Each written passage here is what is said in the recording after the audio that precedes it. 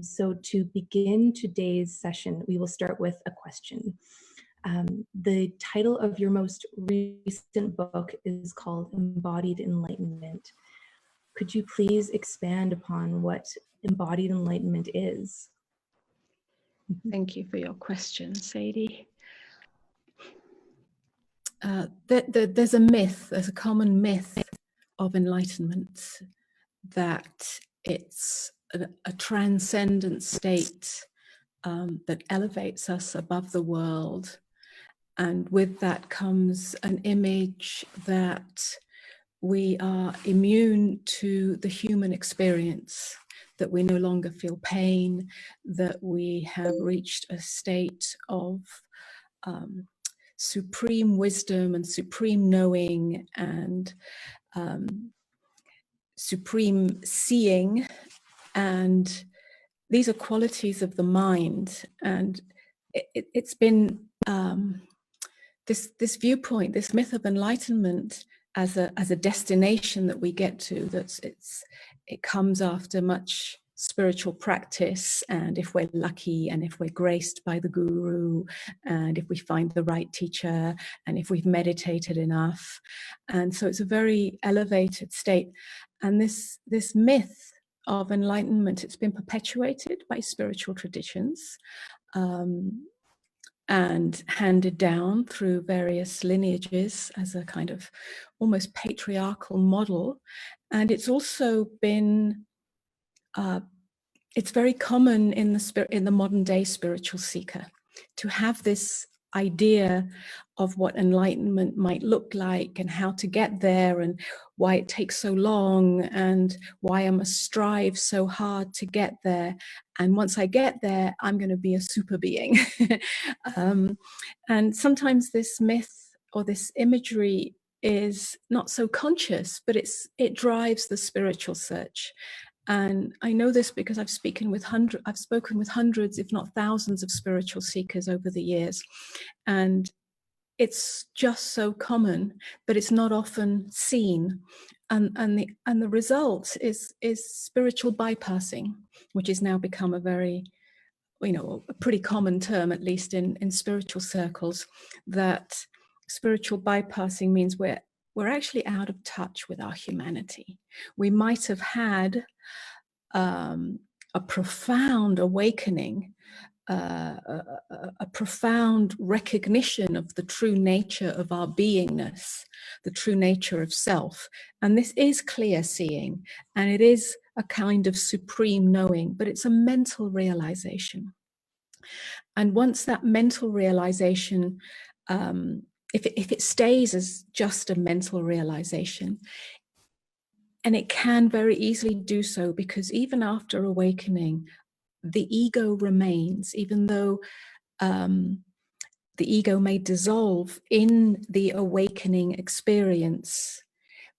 Inevitably, it has to reform itself in order for us to operate as human beings in the world. Hopefully, it doesn't reform itself with the same defense structures that it originally had. And when I say defense structures, I mean the conditioned reactivity of the habitual mind, the egoic mind. Hopefully that has been demolished, but a looser, lighter ego does reform itself, what I call the I rather than the me. It has to, otherwise there'd be no I here to sense the world, perceive the world, or experience the world. And obviously we do continue to experience the world after awakening or after enlightenment. So when that ego reforms, very often it reforms, hopefully lighter, hopefully looser, hopefully more open. But very often there's still a vestige of ego that remains, that takes ownership of that awakened experience. When it takes ownership of that experience, that's when the individual in which that happens is prone to spiritual bypassing. Because then the enlightened state, which is a mental realization I don't mean an intellectual realization, it's deeper than that, but it remains in the mind. Mind becomes illuminated. When the ego grasps onto that, it's a subtle veneer of spiritual arrogance, which then means that spiritual bypassing, in other words, not truly being in touch with the depth of our feelings, is a really strong possibility. It's very common. And that's an avoidance of the heartbreak of the human experience. So when I speak of embodied enlightenment, I'm pointing to the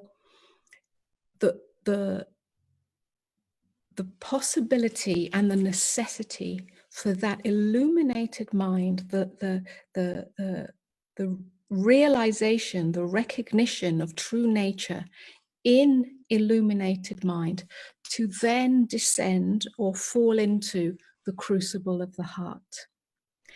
And that starts the embodiment process. It's got nothing to do really with the body as such, enjoying the body and expanding the senses and all of that juicy stuff. It's really about, although it can include that, but it's really about the lived experience of that truth. And that lived experience really can only happen when the heart is penetrated by that awakened consciousness. And it can only penetrate the heart when we then go to the next level or layer of that process, which is a surrender, a deepening surrender to the very human feelings of that are part of our experience as we meet the world and as we meet relationship. And I mean all relationships, the relationship to each other, the relationship to the world, the relationship to everything that we do, the relationship to the collective, the relationship to humanity, the relationship to the planet. All relationships are really met through the crucible of the heart. And when there's a defense structure there, which is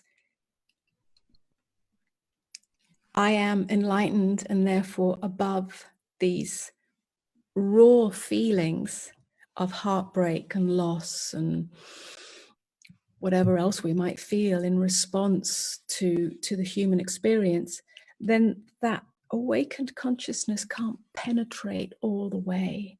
And it needs to penetrate all the way so that it falls from the heart right down into our belly. And these are metaphors, yeah, that's not literal. But the belly of being, and in the belly of beingness, it has a chance to dissolve all division between me and the world. In other words, the world isn't outside of me, the world is in me as consciousness. And from that place, we can relate to the world in a different way, not from a super elevated place, but from a place of deep surrender, humility, and grace. And so the embodiment of enlightenment has deep ramifications for how we relate to each other.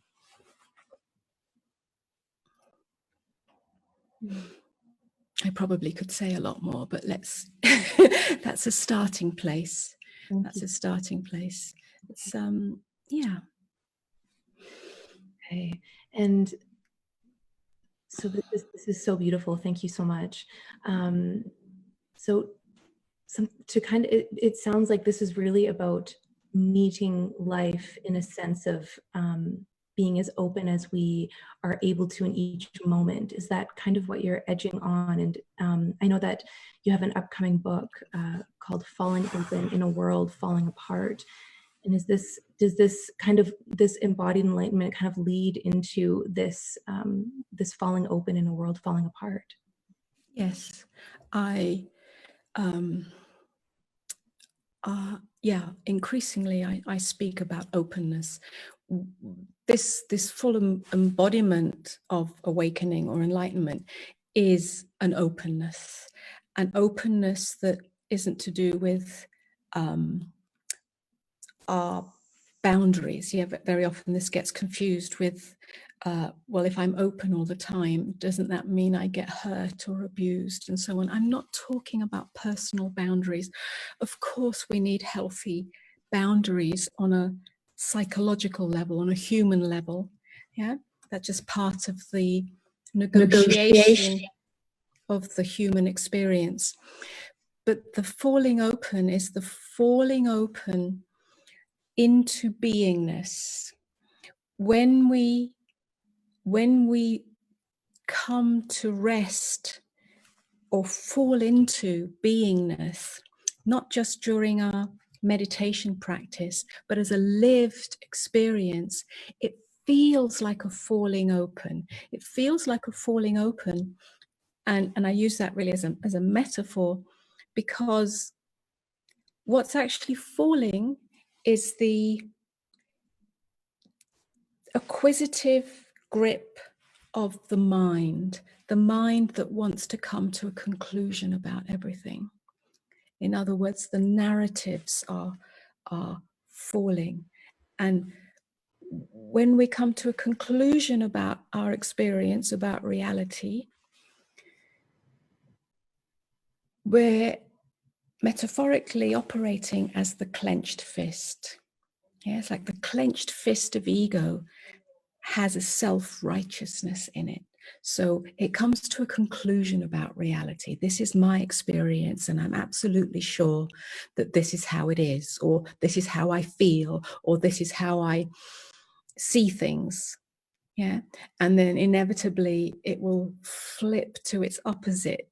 So the egoic world, which is the world of division, is constantly moving between, it's like a pendulum. Yeah.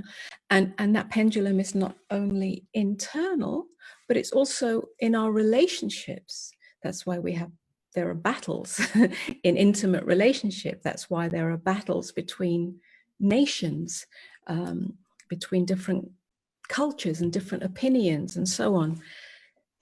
When we fall open, it's such a surrender of the acquisitive mind, the narrative mind, the self-righteous mind. And this isn't something that we need to wait for until we're enlightened, although that may happen and that kickstarts the process, but something that we can be willing to see in ourselves in every moment, in every relationship. And if we have the courage and the willingness to see how the clenched fist of the egoic mind creates our own prison, because it creates an enemy out of reality, out of its experience, then there might be a possibility for a surrender. It's a surrender that comes from the depth of our beingness, from our deepest longing to know what peace is, to know what love is, to know what freedom is in our lived experience. And then we start to fall open. And although it feels scary, it's the greatest sanctuary there is. It's our only true sanctuary. It's like a sanctuary and an immunity. And then we can meet life as that openness. And when we meet life as that openness, which is our essential nature, it's not something other than what we are. It's just covered over with all the narratives and the habitual tendencies. Then we can meet life as openness, and everything changes. Everything changes.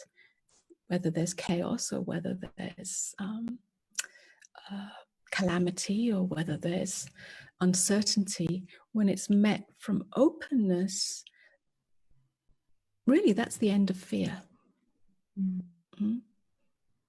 Because in openness, there's no separation between you and what is, because what is being experienced, it's all experienced in you as consciousness.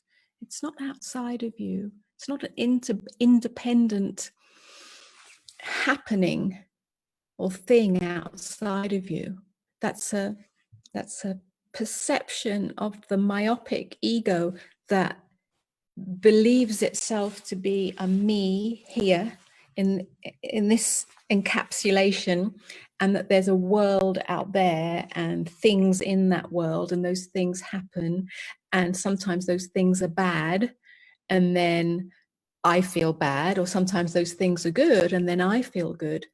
This is the end of that veil of division, and that's radically transformative, because if everything's happening in me as me, then it can't be divided into good or bad.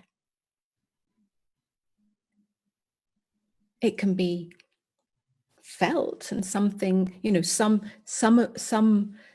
of what I feel is, it might be painful or it might be difficult, but it's not divided by the mind. It's all a texture of life that's happening in me, as me, through me. It's the end of fear.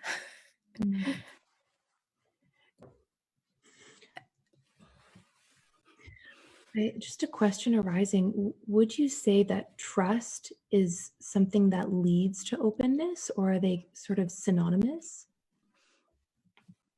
That's a good question, and I do get asked that a lot, and it's a tricky answer. So I'm going to try and surf this carefully, because my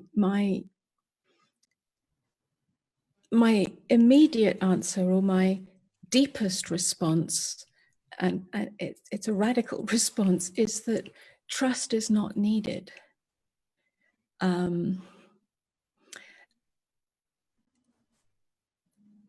Trust is usually created by the mind that wants to know that it's going to land in a safe place. If I open, I need to land in a safe place.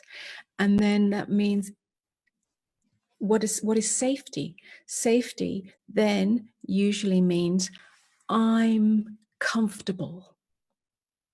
This me that I know myself as is going to be comfortable, is going to be secure, is going to be taken care of somehow. I hope you see where I'm leading with this. As soon as we start to have that need or expectation that I'm going to be taken care of, I'm going to be safe, I'm going to be comfortable, and so on, we've already created an imaginary safety net. What we're really doing is we're begging or bargaining with life, and it could be with God, or it could be with some kind of universal power, universal consciousness. Yeah, we're bargaining with something that we think has more power than me and will take care of me if I open. This bargaining doesn't work. It's a strategy of the mind. So the true answer is no, trust is not needed. But the trust that is available as we perhaps choose, or we don't choose it, we just have to be willing to open, or to meet life as openness. The trust that is available comes through the openness itself. Mm-hmm. Yeah, there's nothing that we really can trust but openness itself, because openness is always here. It's always here. And for those people who might have had a true awakening, an experience or a glimpse into non-dual awareness, the part of that realization is that everything that appears, everything that I sense, everything that I experience, everything that I see, everything that I feel is all happening in openness, in a space, that space we might call consciousness. Yeah? Where else would it be happening? Yeah, when we really look, when we really look, where is everything happening? Where is this hand moving happening? Where is everything that I'm perceiving now happening? It's actually not happening out there. It's happening in consciousness. The I that I am, that is conscious, that is consciousness itself, everything is perceived and experienced in that.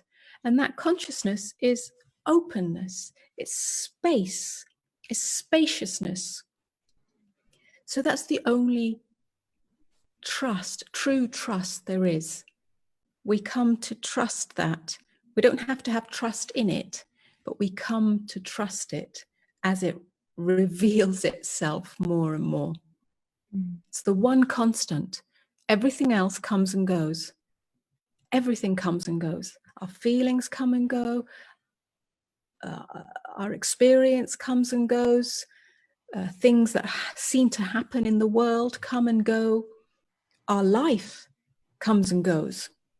Everything comes and goes, except for this space within which it comes and goes. That's the only thing we can trust. And when we can really trust that, because it reveals itself more and more, that's the end of fear.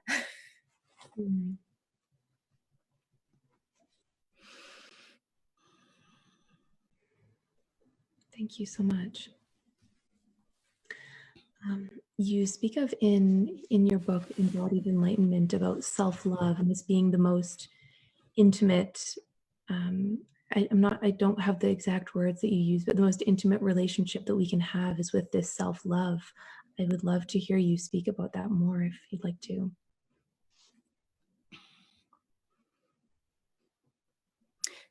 Can you remember, Sayde, in context, in which context that was spoken of? It was near the end of Embodied Enlightenment, and it was speaking of the concept of self-love, and so often how people attach self-love to meaning doing things to pamper ourselves or to treat ourselves to something, and that there's something much deeper that we have the opportunity to open to. Yes, thank you for that. Because that phrase self-love does imply, on a surface level, it does imply the being kind to myself and taking care of myself and maybe pampering myself and so on. And all of this is good. Of course, we have to take care of ourselves. Of course, we have to tend to the mind-body vehicle with kindness, of course. But it's not the same as perhaps if I do speak of self-love, it's not the same as what I would call a self-cherishing love, or a self-love that comes from the self-cherishing mind. In other words, again, the acquisitive mind that wants to do anything and believe by doing these things that I'm a good person, that I am loved, that I am special, that I am worthy. Because very often when it comes from the mind that wants to create an identity that I am special and I'm lovable and I'm loved and all of this, because actually there's a wound of unworthiness underneath that hasn't been fully met, then we're creating an identity that can easily be threatened. Yeah, I can feel worthy in this circumstance, in this relationship. I can feel loved, and I can feel good enough, and I can feel that self-love. But then something else comes along, or someone else comes along, and I don't feel loved. I feel unworthy. So my identity has been threatened. So perhaps the self-love that you're referring to is not to do with the self-cherishing mind. I would speak about it from the place of falling in love with our aloneness, rather than falling in love with our personality self, yeah, which is creating just layers of identity, which, as I was just speaking of, can get threatened depending on what happens to me. Falling in love with our aloneness is more about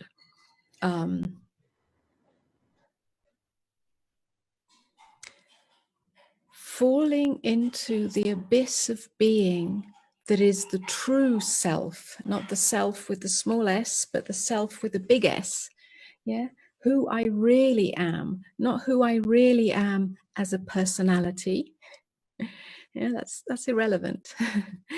But who I am in my amness, which is my beingness, in my depth. And that's very often a scary place for many people, and even for many spiritual seekers, because it's the end of propping oneself up with various identities of I am good, or I am worthy, or I am lovable, or I am special, or I am, I don't know, whatever I am, successful, or I am, yeah, confident, or I am, yeah, it's the end of identity. And that's a scary place initially, but when realized, or when fallen into, or when surrendered to, it's the birth of love. Yeah, the birth of love, not the birth of self-love, although it includes that. It's the birth of love. In other words, the recognition on a deep, energetic, visceral sense that I am love. Yeah, I am love because there isn't anything else. If I am love, I don't need to love myself because I am that love. Yeah. And so that again changes the relationship to the self. It means that I don't have to pretend to be anything. I don't have to try to be anything. I don't have to fix anything about myself. I don't have to perfect myself.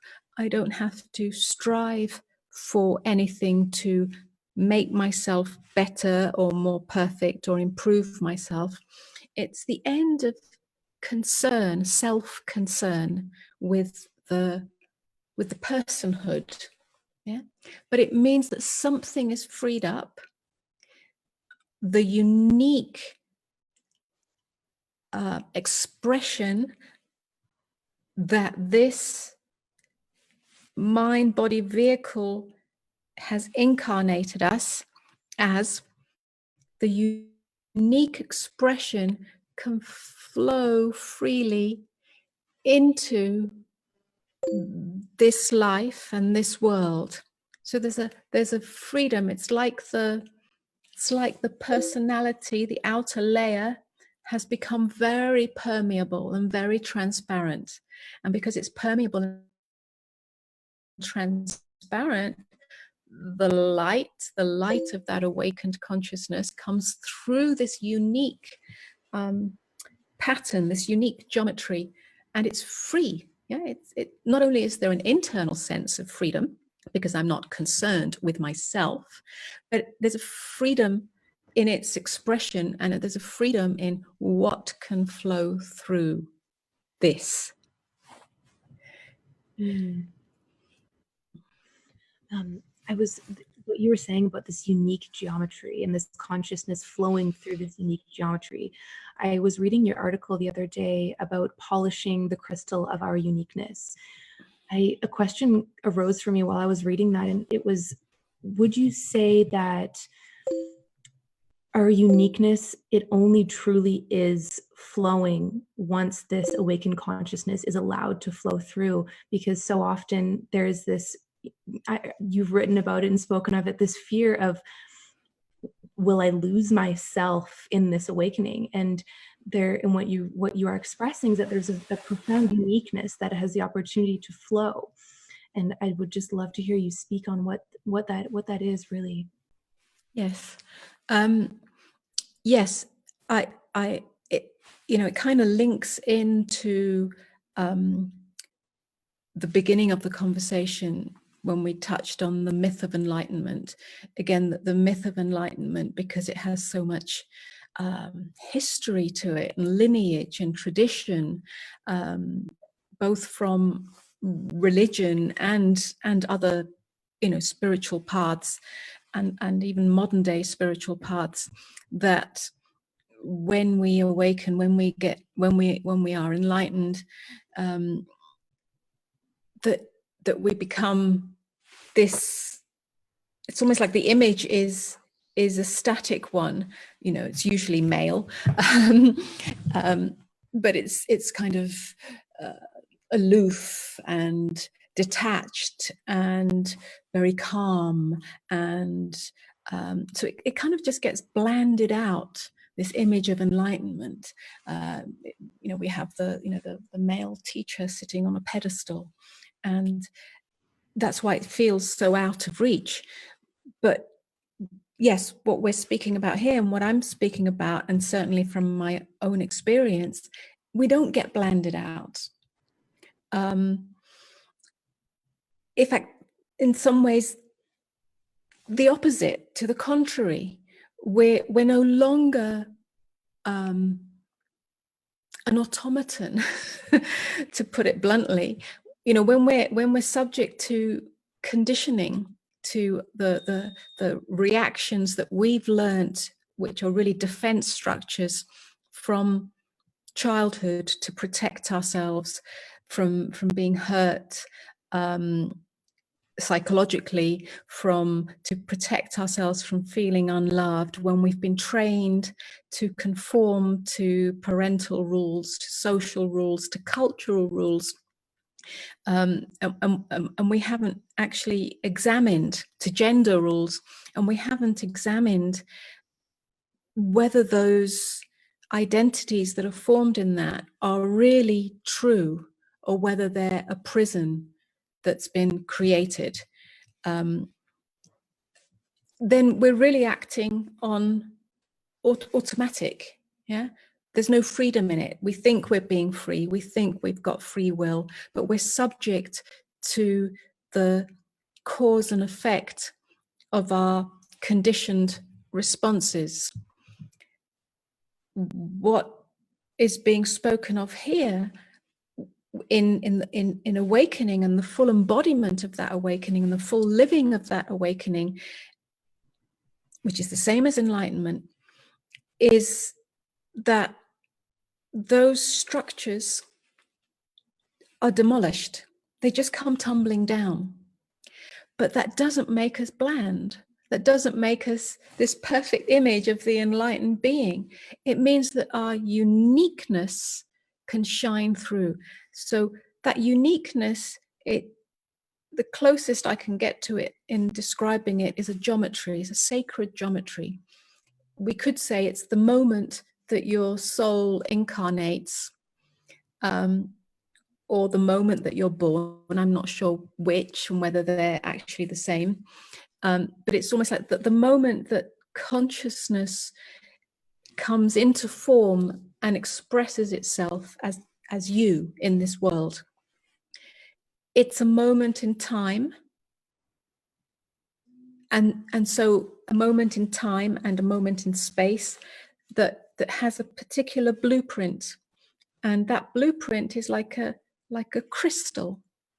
And each crystal is unique, and it has different shapes and different, you know, some are sharp and some are more rounded, and some are more, some have more sides to them, and some are more, you know, simple, or, you know, there's lots of different, every crystal is unique. And when we're operating just from conditioning without any self-inquiry, then it's as if that crystal is covered over by layers of dust. Those layers of dust are the, you know, cultural, historical, parental, societal, educational, you know, conditioning that we've been subject to. As we start to awaken or go on a journey of true self-inquiry, that dust gets purified, it gets cleansed. And so that unique crystal can shine through more easily. We can be that crystal. So our uniqueness in that sense, which is not just to do with our behavior, I'm not talking on a behavioral level, because on a behavioral level, that's subject to our society and our culture to some degree. I'm talking about just the way that life moves through this vehicle.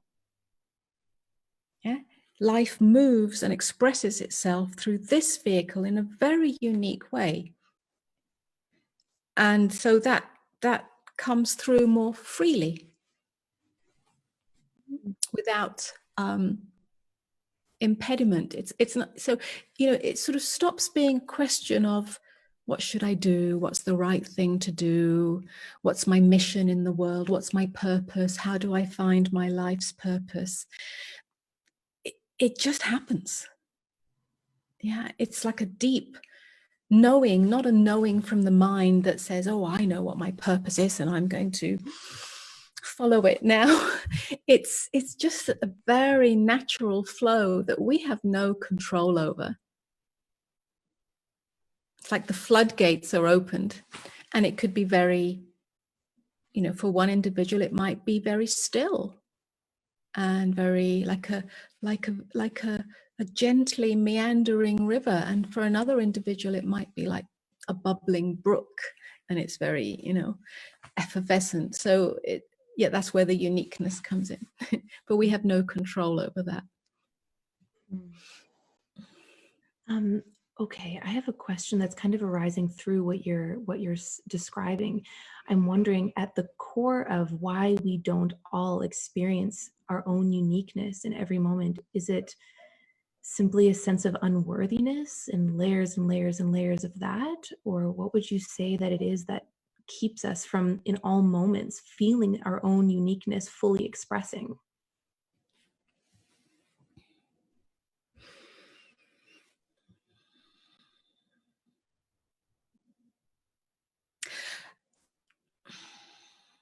You know, that uniqueness is always here. It's like the openness. It's always here. But yes, we're not aware of it. We're not in touch with it. We're not rooted in it. Yeah, because attention or awareness has been taken up by the narratives of the mind that may say, I'm not good enough, I'm not worthy enough, I'm not perfect enough, I'm not special enough. All the narratives that get created by our conditioning. So when our attention is taken up by that, then we can't sense this innate and essential flow of life through us as we are, how we are. Yeah, you could say it's a kind of undercurrent of goodness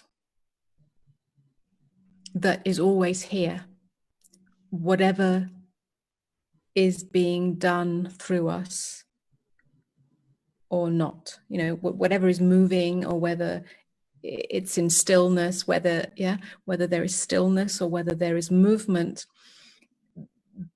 it's always here. But we can't come to know that when the narratives of the mind are where our attention is going, where our allegiance is going. Yeah? In other words, we're believing those narratives. Yeah? A thought comes, or an experience, something happens in the world or in my life, and I feel bad. I feel punished. I feel unlucky. I feel let down. Or the opposite, I might feel incredibly successful. I might feel very special. I might feel victorious. Whichever side of the pendulum it is, when our allegiance is given to that narrative, we've missed the deeper reality, which is a spring, a well, a deep pool of goodness that is always here, and that goodness is always moving through us. Yeah, we don't have to take ownership of it. In fact, we don't take ownership of it, but it's always here and moving through us. And in that sense, that unique flow is always informing us. It informs us. It's like an intelligence that's always informing us, that we can't really listen to. We can't really hear when the attention or the allegiance is given to the narratives. Yeah, we give the majority of people, it's what we call the asleep state, the unconscious state, give their allegiance to the egoic mind, the mind that has a narrative. A narrative is always a conclusion. A conclusion ends up as a divided state because it's subject to the vicissitudes of life. This happens, I feel this, I am this. This happens, I am that. And so it flips between the two sides of the pendulum. It's what I call flapping around on the surface of life. At some point, when that flapping around becomes exhausting, and when there's a deep longing to break out of the prison of this ego, yes, an egoic consciousness, or an egoic unconsciousness, then something shifts. The attention starts to go within. Yeah, so a deeper inquiry starts to happen, and that's the path of awakening. That's the beginning of the spiritual journey, if you like. You know, and in the end, even though we call it a spiritual journey, and even though we call it, you know, we talk about spiritual seekers, I very often prefer not to even call it a spiritual journey. It is, but in the end, spiritual and human collapse into one. Yeah, they're not separate things. Okay, I have one more question, and then there's a couple of questions from the audience.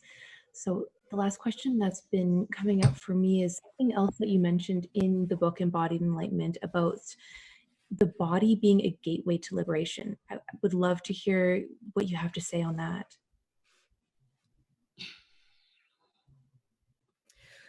One of the things that gets, again, it's a tricky conversation, because we have to surf on the edge, because nothing is ever one thing or another. Truth is paradoxical. So I could say that there is no body, yeah? There's only consciousness, and that is true. But the opposite is also true, in that we have to really feel the body in order for that truth to be realized. So when I say that the body is a gateway, I'm really referring to, again, the tendency for spiritual bypassing, which is very common in especially non-dual spiritual circles, where the body is denied, because there is a very often a profound realization that consciousness is primary. It comes prior to the experience of form, prior to the experience of this body, prior to the experience of the world, and is the only constant, because the body also comes and goes. Yeah. It's born and it dies, or it, it appears and it disappears. And the identification with the body and the clinging to the body as who I am is another part of that prison that keeps us flapping around on the surface. So, however, to say that I am not the body, or to realize that I am not the body, and then to proceed by denying the need to take care of the body, is a great error. Yeah, that if I am not the body, then the body doesn't matter, so I don't have to look after it. It doesn't matter what I eat, and so on and so on. And there's a kind of again, the myth of spiritual asceticism that does not serve the full embodiment of awakening or enlightenment in this world, in this modern day age. Yeah, we're not. It's not relevant to go and hide in the cave for 1,000 years and not take care of the body, and go into a deep state of meditation. That's not what's being called for. We're being called to be in the world, but not of the world. And that means to be in the world and not of the world means that we are not identified with the body. The body is not who I am. Who I am is consciousness. That's the foundation. It's the foundation of waking up out of the dream of form. That's primary. And without that, there can't be any real transformation of consciousness. But once that's been realized, recognized, there's a kind of return to the world of form, where the world of form is embraced as an expression of that consciousness, and then whatever needs to be taken care of in terms of the world of form, which includes my body, is included. That means that we feel.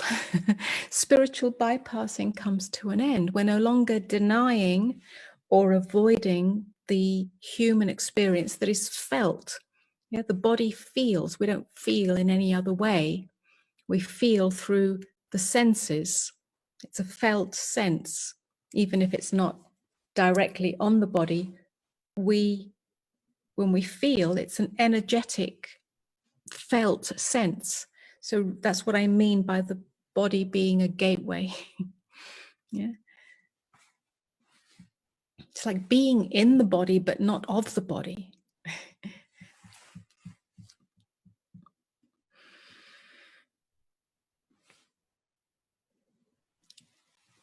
I can't hear you, Sayde. Sorry, there we go. Okay. That, yeah, I can hear you. So Thank you. So we have just around 20 minutes left, and so I will just take a couple of questions from the comment section. There's a great question here. So Brett is saying, this is so good, but how do I implement it? It's a very good question, Brett. And I don't know if there's a straightforward answer. My whole teaching is about is about that.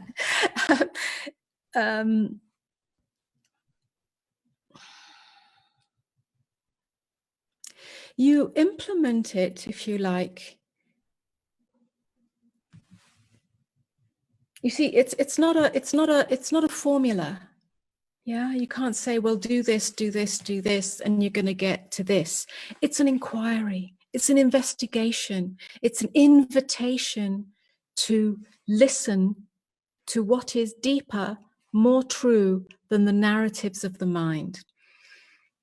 That's something that you probably will need to be invited into through a conversation, through spiritual inquiry. Let's not call it spiritual, but through inquiry, over and over again. That's what I offer. That's what I teach. That's why I speak in public. That's why I have gatherings. That's why I have conversations with individuals, so that in listening to you, I can hear to what is happening, to what is going on, where you're giving your allegiance, and I can reflect back to you what's actually happening, and then invite you to go deeper than that. So that's really what I'm saying here. Now, you have the power, should you choose it, should you want it, should you desire it, to go on that journey of inquiry yourself. It helps to have another, a teacher, or whatever you want to call them, a friend, to reflect it back to you, to keep the invitation alive, because without that, it's like the flame goes back to sleep. But if that flame is very strong in you, if your deepest desire, your deepest longing is to know that which is more true than narratives of the mind, than egoic mind, to come home to your true nature as beingness, as openness, as presence, without it being a practice, because there is no practice, then you will, and I'm going to use the word practice in your daily life.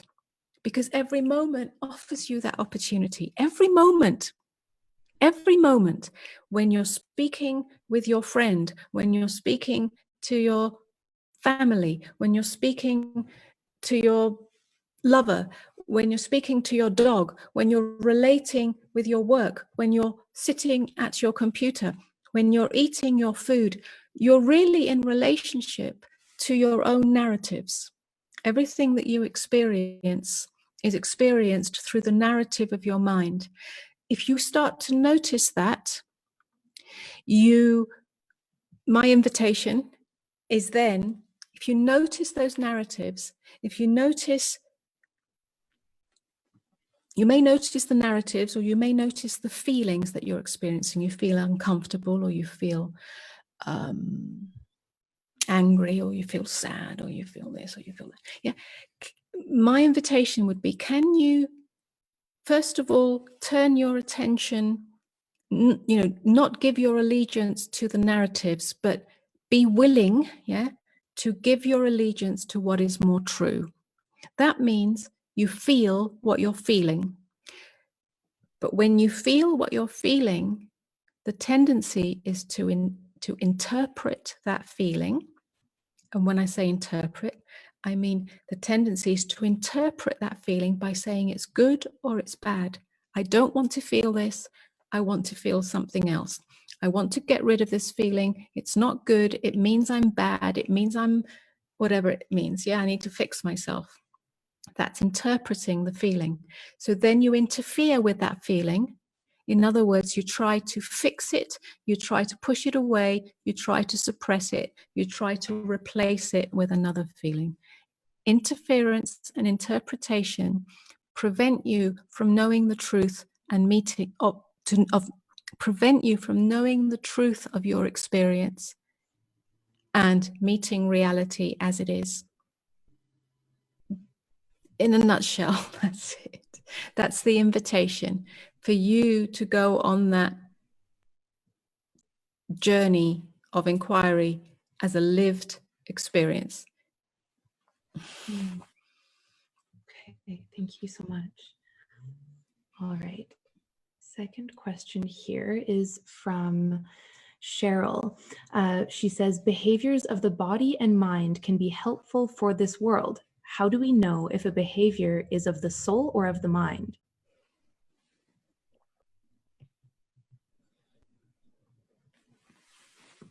Thank you for that question.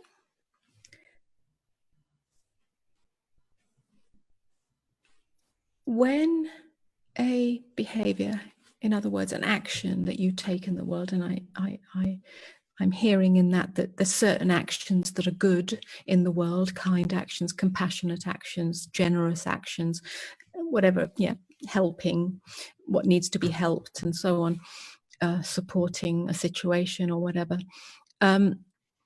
When that action or behavior is driven by, and this is where we have to be very honest with ourselves, if I do this, it means I'm a good person.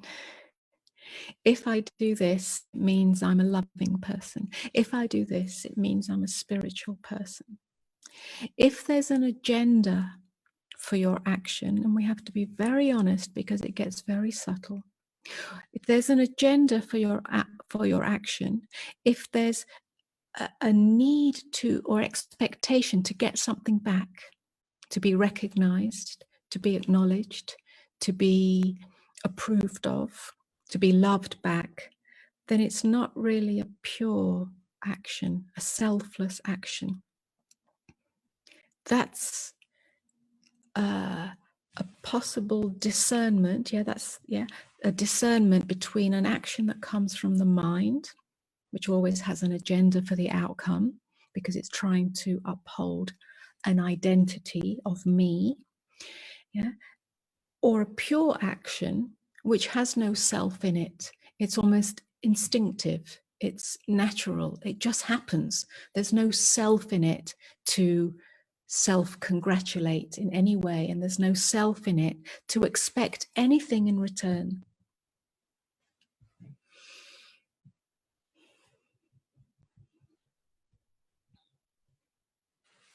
Beautiful. Thank you so much. I think we probably have time for a third question. This is also a question from Cheryl. Let me just get the exact wording here. It was, my mind fights me like a child. How do we tame the childish mind?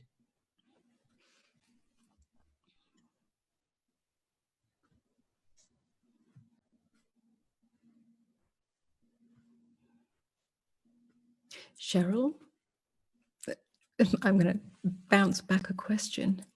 When you say your mind fights you like a child, demanding, is it doing something? Attention or reward?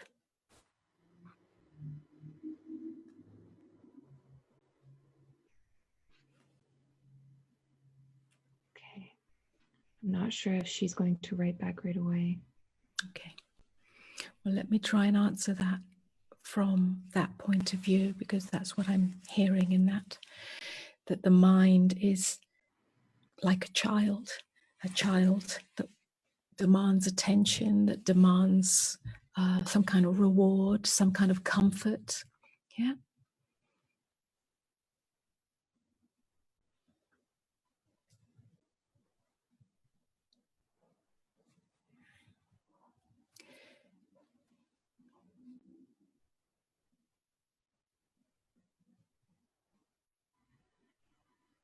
If you see the mind as an enemy, then you will enter the battle zone.